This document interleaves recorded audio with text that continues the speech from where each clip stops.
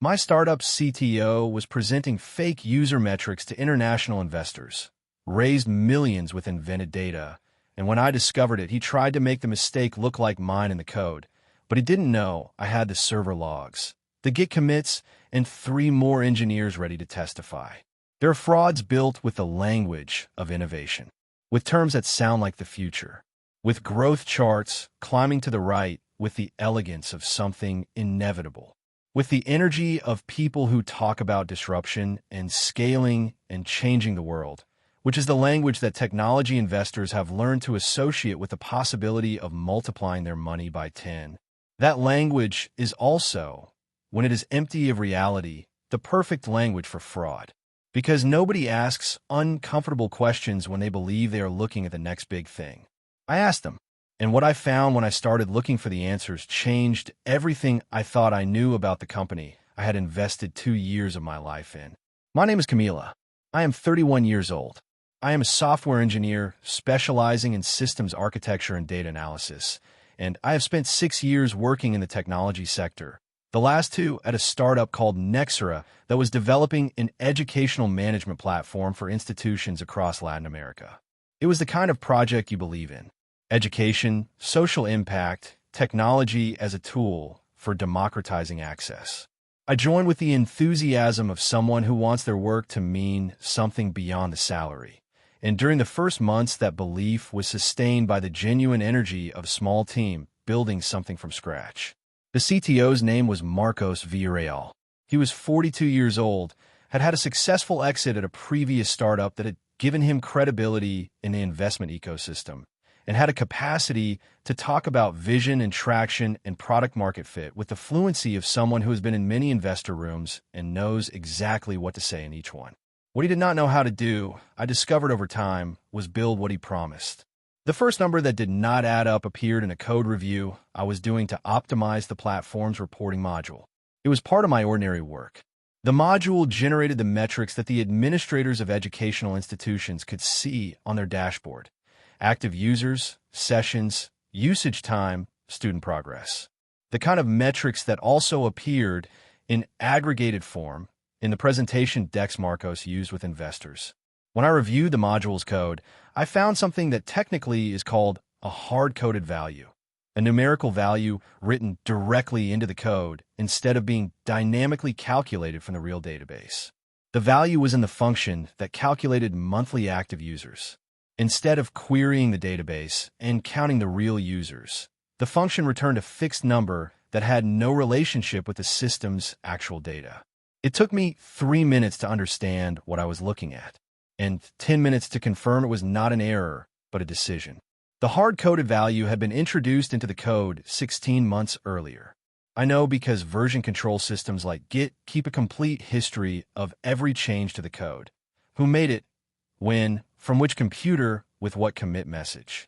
It is the perfect memory of a software project's evolution, and it is objective in a way that human testimony cannot be. The commit that introduced the false value had a date, time, and username. The username was Marcos's. The commit message, which is the text a developer writes to describe what changed and why, said simply, presentation metrics adjustment. Presentation metrics adjustment. Over 16 months of investment rounds, Nexera had raised $4.5 million from 3 international investment funds. In the decks Marcos had presented to those funds, monthly active user metrics were the central indicator justifying the company's valuation. Those metrics had been invented. I did not sleep that night. Not because I was in a panic, though there was something that could be called panic moving somewhere in my nervous system in a way I had to actively manage. But because the moment I understood what I had found, my brain entered the mode I recognize as complex technical problem-solving mode. Cold, methodical, completely focused on understanding the real scope of what I was looking at before making any decision. I spent that night building the complete technical picture. I reviewed the server logs, which are the automatic records of all the system's technical activity, every request, every response, every database transaction. Logs are the most objective evidence that exists in a software system because they are generated automatically and cannot be retroactively modified without leaving traces that are also recorded. The logs gave me the real numbers. Real monthly active users over the previous 16 months.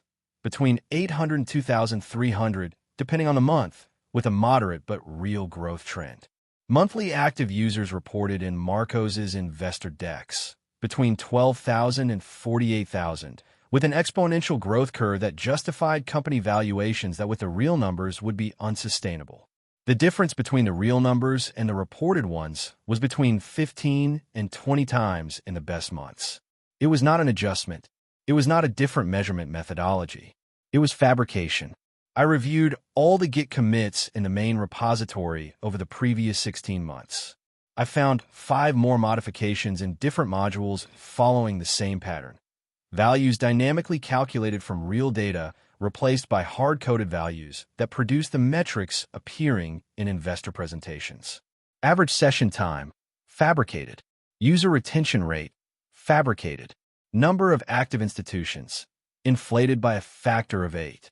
All the modifications had the same username in the Git history. All had commit messages using similar euphemisms. Adjustment, optimization, presentation correction. The pattern was systematic and consistent. I spent the following 3 days doing something technically called reverse due diligence. Instead of verifying numbers before investing, I was verifying numbers after having produced them to determine how far they deviated from reality. I downloaded and preserved in secure external storage the following elements. The complete Git history with all commits and their metadata.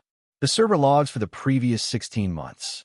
A side-by-side comparison of the real metrics extracted from the database with the metrics appearing in the 3 investment decks I was able to obtain from internal communications.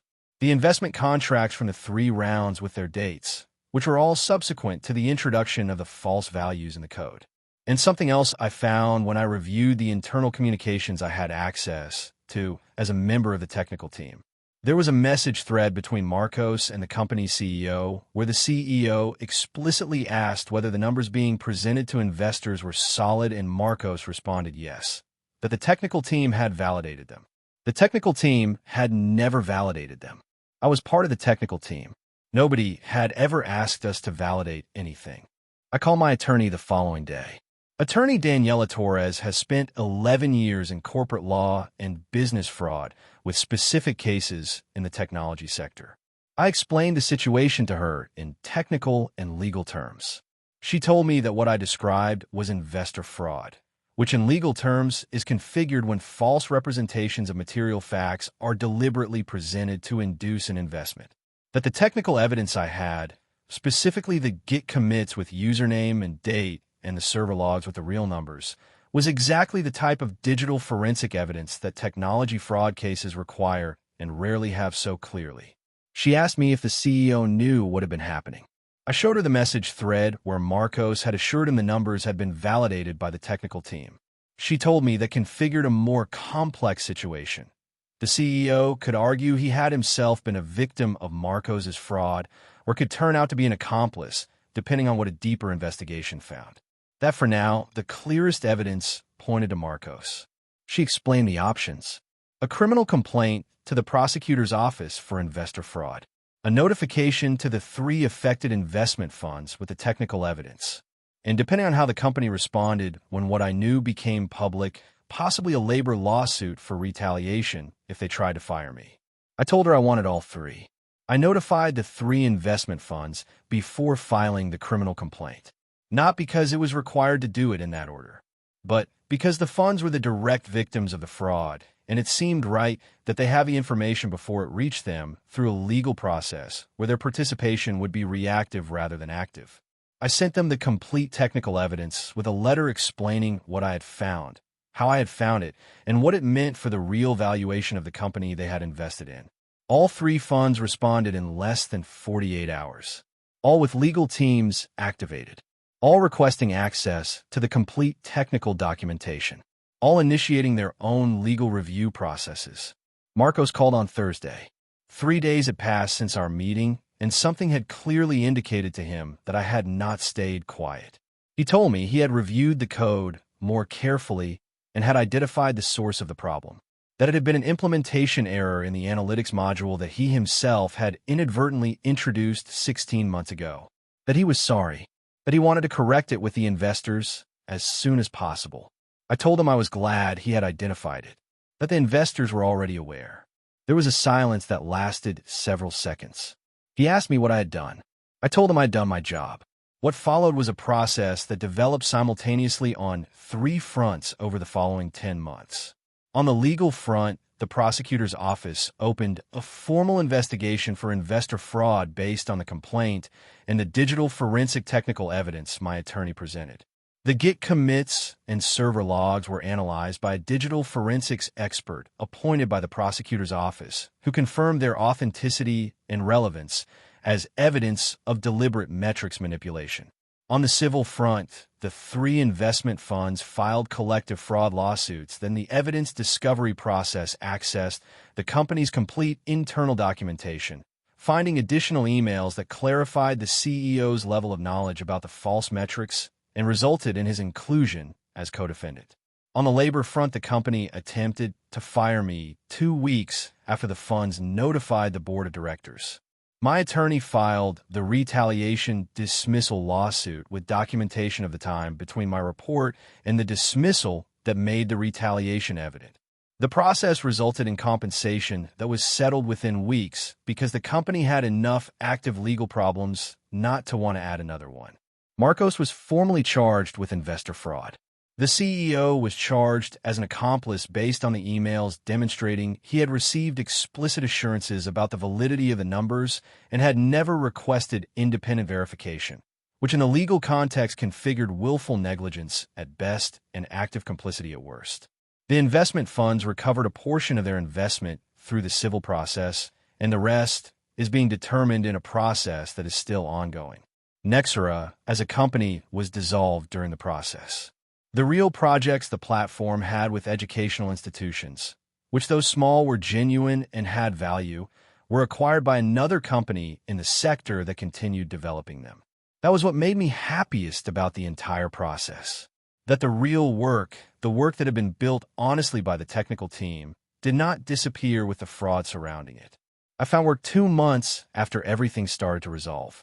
At a larger company with better conditions, with an engineering team where metrics are calculated from real data and where nobody has yet needed to ask me whether a number is real or fabricated.